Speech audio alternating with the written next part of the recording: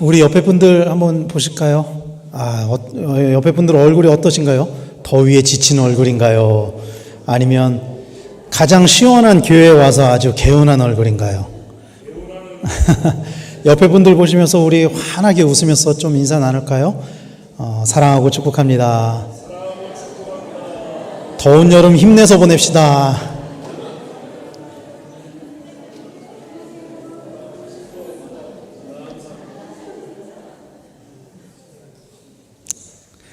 네. 교회가 제일 시원합니다. 교회로 오십시오. 성경을 읽다 보면은요, 이제 제가 보는 성경은 이렇게 66권이 다 나눠져 있는 성경이 아니라 연대 순으로 이렇게 쭉 나와 있는 성경을 저는 보거든요.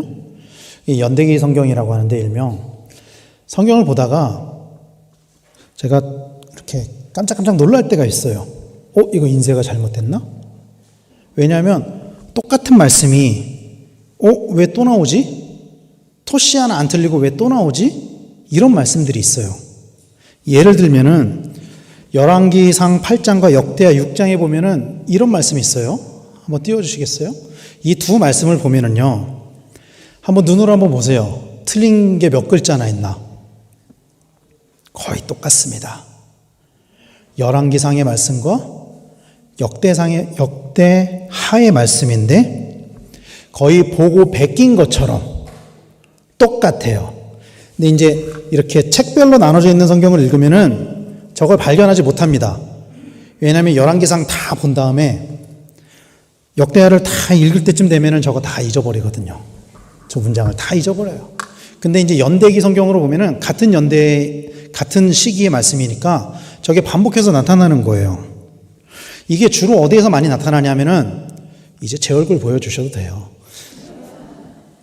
이게 어디에서 많이 나타나냐면은 열왕기서와 역대기에서 이 말씀들이 좀 꽤 나와요. 왜냐하면은 왜 이렇게 똑같은 말씀들이 나오냐면은 이 열왕기서, 열왕기상하, 역대상하가 다루는 그 내용의 시대가 같기 때문이에요. 시대가 같기 때문이에요. 그리고 아마도 그 열왕기서와 역대기가 둘 중에 어떤 하나가 먼저 쓰여지고 다른 하나가 그 쓰여진 말씀을 참고해서 쓰여졌기 때문에 어떤 말씀들은 여기에 있는 거를 그대로 갖다가 쓴 것도 있다는 거죠. 그러니까 물론 예를 들면 이런 거예요. 우리가 보는 사복음서 있잖아요. 마태복음, 마가복음, 누가복음, 요한복음.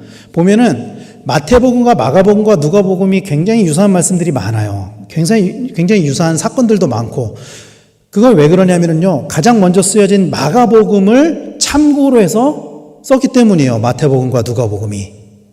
마찬가지로 열왕기서와 또 역대기서도 어느 하나가 먼저 쓰여지고 어느 하나가 나중에 쓰여졌는데 그러면 둘 중에 뭐가 먼저 쓰여졌을까요? 뭐가 먼저 쓰여졌을 것 같아요? 이거 뭐가 먼저 쓰여졌는지를 알려면은 이걸 누가 썼는지를 알면 되겠죠. 누가 썼는지를 알면 그 사람들이 살던 시대가 있으니까. 자, 그렇다면 제가 여러분들에게 여쭤보겠습니다. 열왕기서의 저자가 누군지 혹시 아세요? 역대기의 저자가 누군지 아세요? 역대인가? 열왕기서와 역대기서는요, 저자가 누군지 모릅니다. 정확히는. 왜냐하면 성경에 나와 있지가 않아요. 성경에 딱 이렇게 명시되어 있지 않아요. 예를 들면 바울서신 같으면은 처음에 딱 시작할 때부터 나 바울은 딱 써버려요. 딱. 마태복음, 마가복음, 누가복음, 요한복음 이름에 딱 써 있어요. 누가 썼는지. 구약의 선지서들도 마찬가지예요. 이사야 누가 썼을까요? 이사야. 예레미야 누가 썼을까요? 예레미야. 그런데 열왕기서와 역대기는 누가 썼는지가 성경에 기록되어 있지 않아요. 다만 이스라엘의 전통에 의하면은 전통적으로 누가 쓴 것으로 알려져 있냐면은 열왕기서는 예레미야로 추정을 합니다.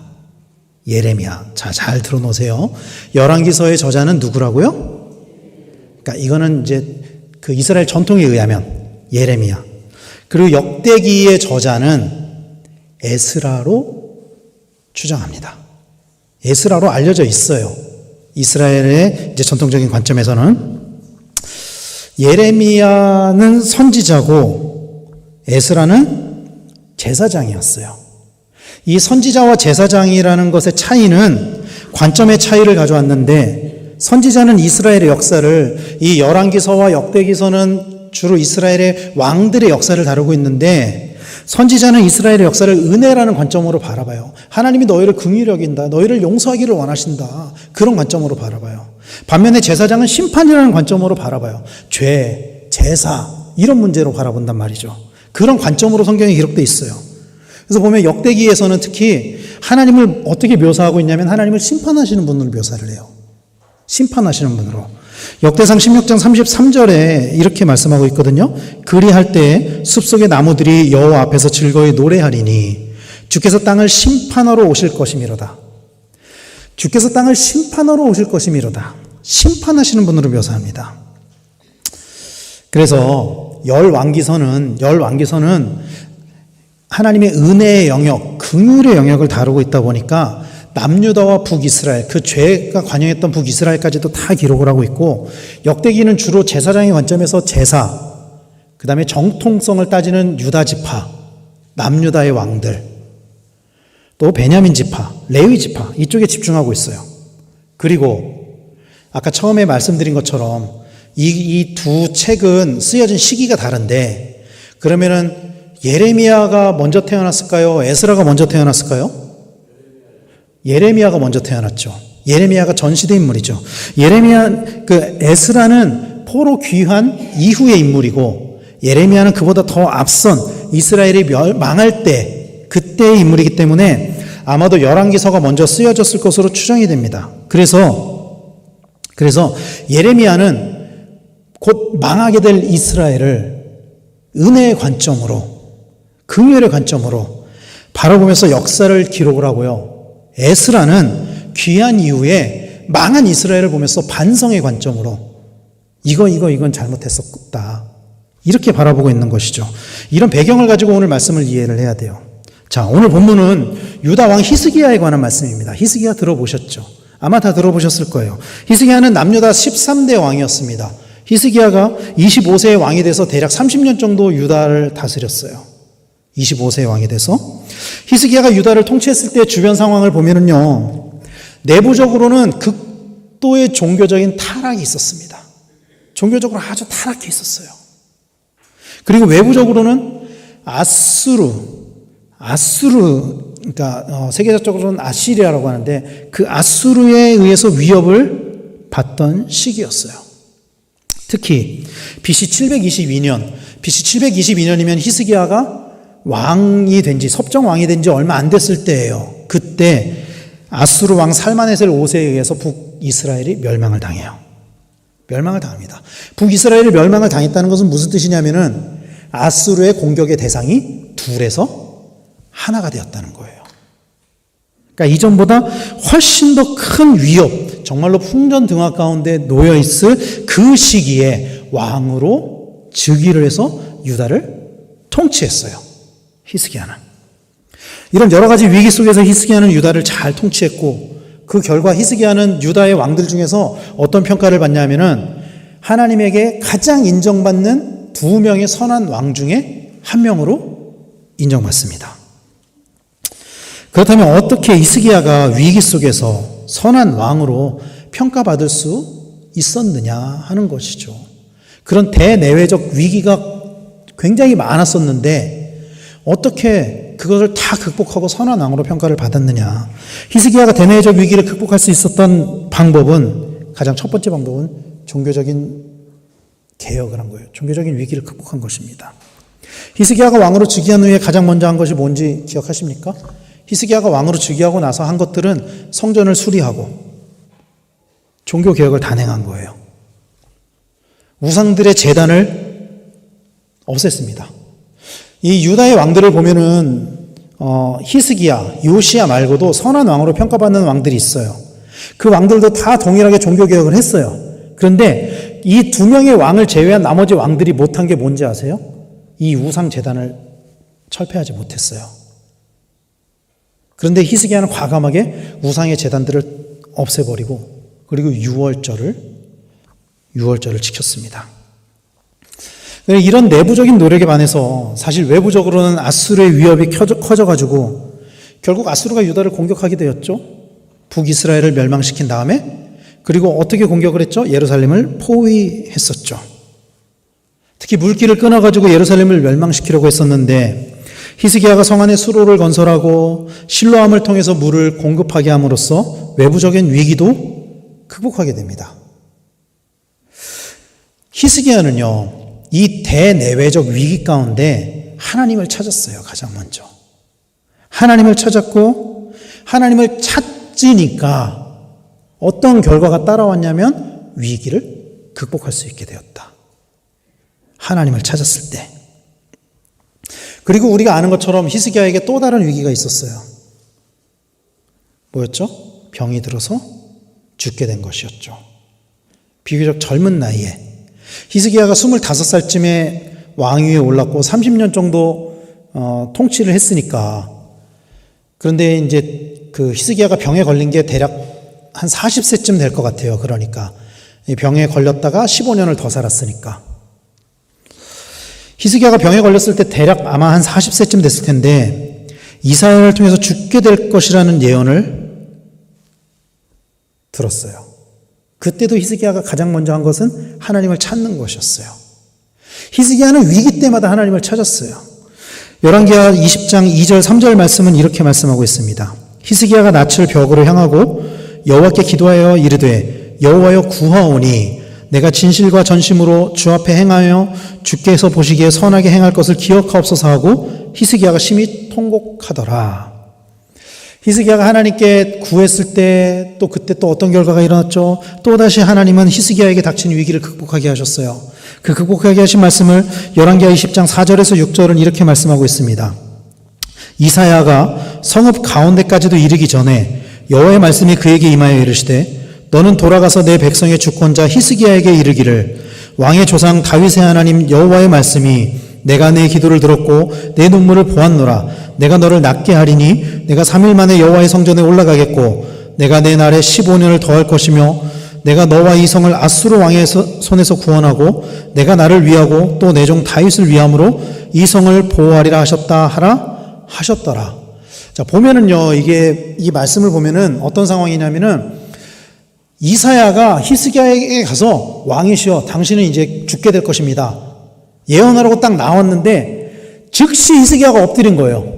즉시 히스기야가 엎드려서 하나님께 기도를 하니까 이사야가 미처 성읍 가운데까지 이르기도 전에 돌아가서 자기 목적지에 이르기도 전에 하나님이 다시 이사야에게 임하셔가지고 야, 너 다시 가.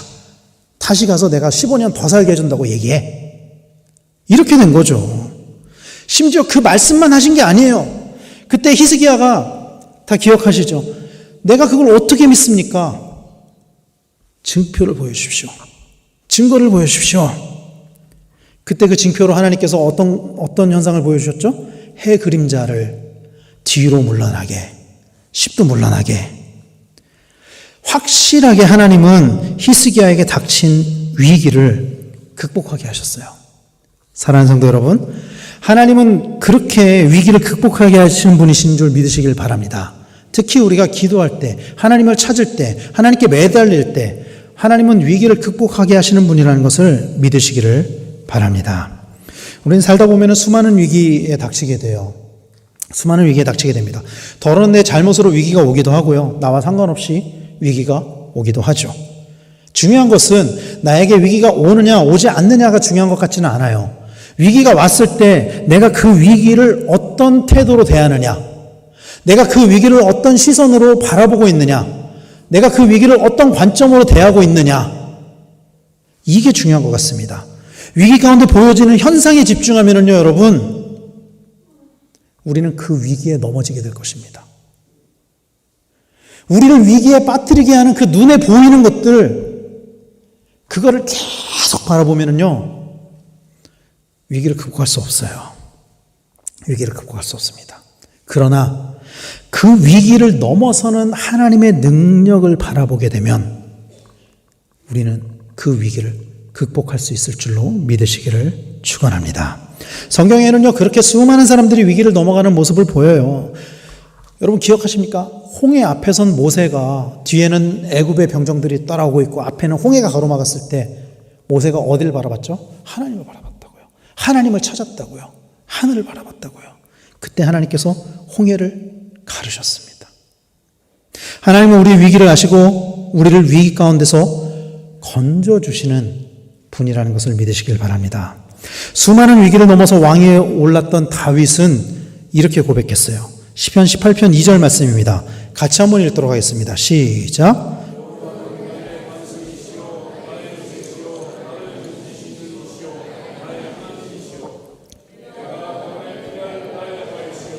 나의 방패시요 나의 구원의 뿌리시요 나의 산성이시로다. 하나님은 우리의 반석, 요새, 피할 바위, 방패, 구원의 뿔, 산성이 되심을 믿으시길 바랍니다. 그 하나님이 내 안에 계실 때, 그 하나님이 우리 안에 계실 때 우리는 모든 위기를 극복할 수 있습니다. 예수님께서 십자가에 못 박히시기 전에 제자들에게 어떤 말씀을 하셨냐면 평안을 주시겠다고 말씀하셨어요. 예수님께서. 이때 말씀하신 이 평안은요, 내부로부터 오는 평안을 말씀하는 거예요. 즉, 팍스 로마나 할 때 그 팍스가 아니라 에이레네, 내 안에서부터 넘쳐나는 평안함. 이 주님이 주시는 참 평안함이, 즉 성령이 우리 안에 오실 때 주어지는 그 평안함이 우리 안에 있게 된다면은 외부로부터 오는 그 모든 위기는 우리한테 위기가 될 수가 없습니다. 문제가 될 수가 없습니다. 그러므로 주님을 우리의 주인으로 우리 안에 모시는 우리 성도님들 다 되시기를 간절히 축원합니다. 근데 진짜 문제는요, 위기가 아니에요. 진짜 문제는 이 하나님의 은혜로 위기를 극복한 사람들이 그 은혜를 잊어버리는 게 진짜 문제인 거예요. 그 은혜를 잊어요. 우리가 알고 있는 것처럼 히스기야는 외부적인 위기를 또 내부적인 위기를 신앙으로 극복했습니다. 그리고 자신에게 닥친 그 아주 심각한 죽음에 닥치는 그 위기조차도 기도로 극복했습니다. 여기까지 보면 정말 굉장하죠. 대단하죠. 하나님이 그냥 히스기야 다 도와주시고 다 책임져 주신 거니까. 그런데 그 모든 위기를 이겨냈을 때 히스기야에게 뭐가 찾아오냐면요, 교만이 찾아와요.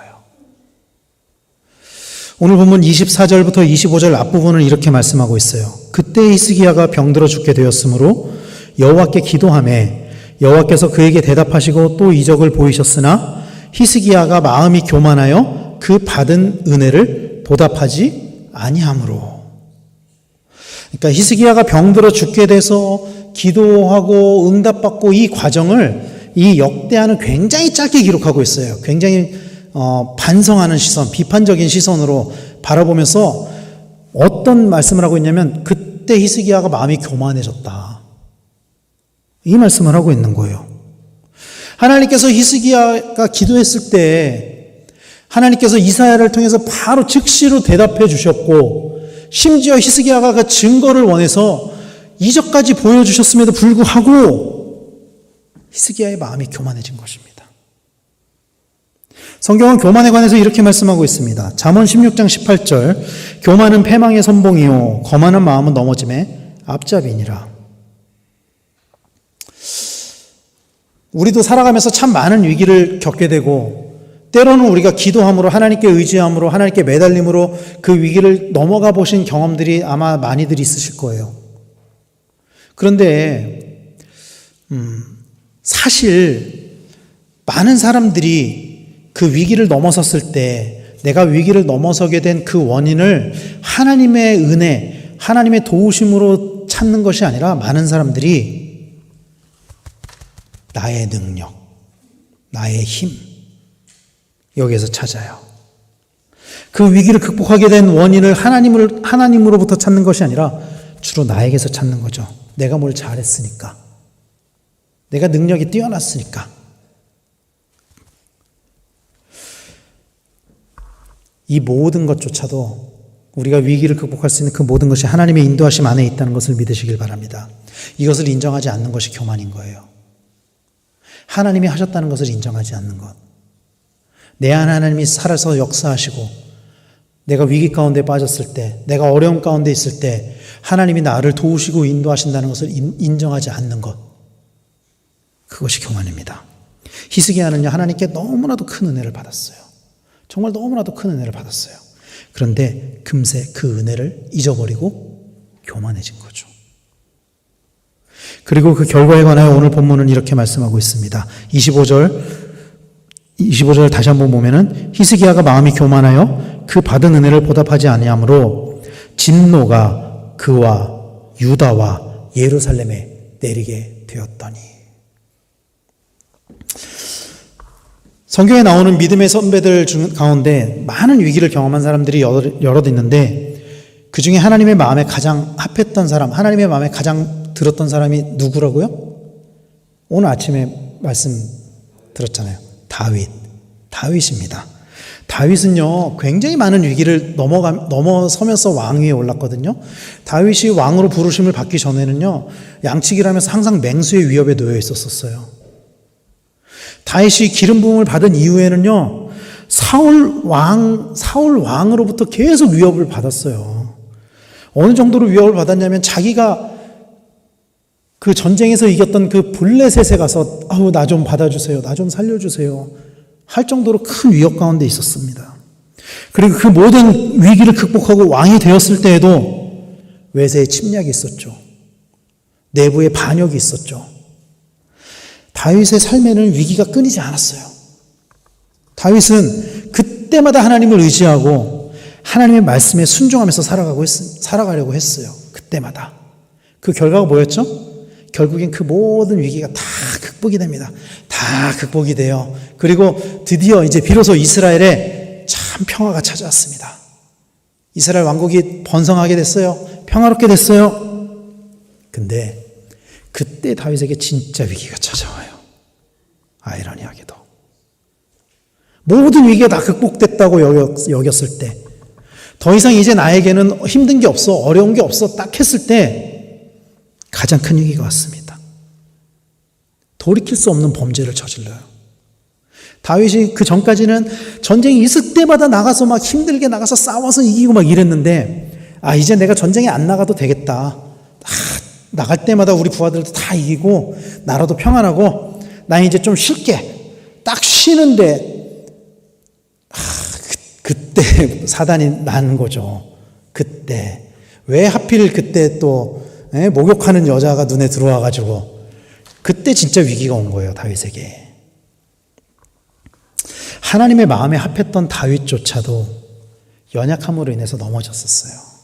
그렇게 많은 위기를 극복했음에도 불구하고 잠깐 방심했을 때 진짜 위기가 찾아왔어요. 다윗에게.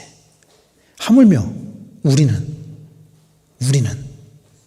얼마나 많이 넘어지고 얼마나 많은 위기를 경험해서 살아가느냐 하는 것이죠. 다윗이 하나님께 인정을 받았던 것은요, 그럼에도 불구하고 다윗이 하나님께 인정을 받았던 것은 그때 자신의 잘못을 알았을 때, 진짜 위기가 찾아왔을 때 즉시 하나님께 납작 엎드렸다는 거예요. 다윗은요, 자신에게 위기가 찾아올 때마다 특히 이 가장 큰 위기 가운데 철저하게 하나님 앞에 엎드렸어요. 철저하게 하나님 앞에 엎드렸습니다. 그리고 하나님은 그런 다윗을 용납하시고 용서하셨죠. 그래서 여러분, 다윗에게 있어서 가장 큰 위기는 사울의 위협이 아니에요. 사울이 자기를 10수년 동안 쫓아다니면서 죽이려고 했었던 거, 그게 진짜 위기가 아닙니다. 진짜 위기는 다윗이 하나님 앞에 범죄했을 때, 그때 진짜 위기가 찾아온 거예요. 그리고 그 위기를 하나님 앞에 엎드림으로 극복해냈다라는 것입니다. 히스기야는 자기 스스로 생각할 때 가장 큰 위기를 극복한 후에 교만해졌어요. 이제 하나님께서 15년을 더 살게 해주셨다. 이제 문제 없다. 그때 교만해진 거예요. 그리고 그 결과로 진노가 유다와 예루살렘에 내리게 되었습니다. 그때 히스기야가 보인 반응이 뭐였는지 기억하십니까? 회개하고 돌이키는 거였어요. 다시 돌이키는 거였어요. 오늘 보면 26절 이렇게 말씀하고 있습니다. 히스기야가 마음의 교만함을 뉘우치고 예루살렘 주민들도 그와 같이 하였으므로 여호와의 진노가 히스기야 생전에는 그들에게 내리지 아니하니라. 하나님이 히스기야를 용서하셨어요. 히스기야가 교만해지고 하나님 앞에 범죄하였지만 그러나 그가 다시 엎드렸을 때 하나님이 용서하셨습니다. 그러나 그에게 내리려고 했던 그 진노를 완전히 피하지는 못했어요. 히스기야는 용서받았지만 히스기야의 그 교만은 결국 유다를 또다시 위기로 몰아넣게 되었습니다. 히스기야의 진노는 히스기야를 넘어서 그 자손들에게 이어지게 되는데 그 자손들이 여호와를 의지하지 않아요. 여호와를 의지하지 않아요.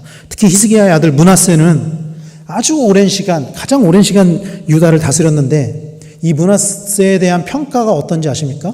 므낫세를 성경은 이렇게 평가하고 있어요. 열왕기하 21장 11절 현대인의 성경으로 이렇게 말씀해요. 유다 왕 므낫세가 이처럼 더러운 일을 행하여 옛날 이 땅에 살던 아모리 사람들보다 더 많은 악을 행하고 우상으로 유다 백성을 죄의 길로 인도하였다. 아버지 히스기야는 유다의 왕들 중에 가장 인정받는 왕이었는데 아들 므낫세는 이방인들보다도 더 나쁜 짓을 하면서 살았어요. 오히려 이스라엘 백성들에게 아버지는 종교개혁을 통해서 여호와를 믿도록 하게 했는데 유월절 명절을 다시 지키게 했는데 아들 므낫세는 이스라엘 백성을 우상의 길로 죄의 길로 인도했다라는 것입니다. 그리고 그 결과로 결국에 유다 왕국이 망하게 된 거예요. 유다가. 히스기야의 인생을 돌이켜보면은 위기와 기회가 공존하는 인생이었습니다. 죽음의 위기가 있었지만 그때 하나님께 기도함으로 기회를 얻었죠. 그러므로 결국 위기를 극복했습니다. 그런데 그때 또 교만이 오면서 다시 위기에 빠지게 되죠. 위기와 기회는요, 여러분 동전의 양면 같아가지고 항상 따라와요.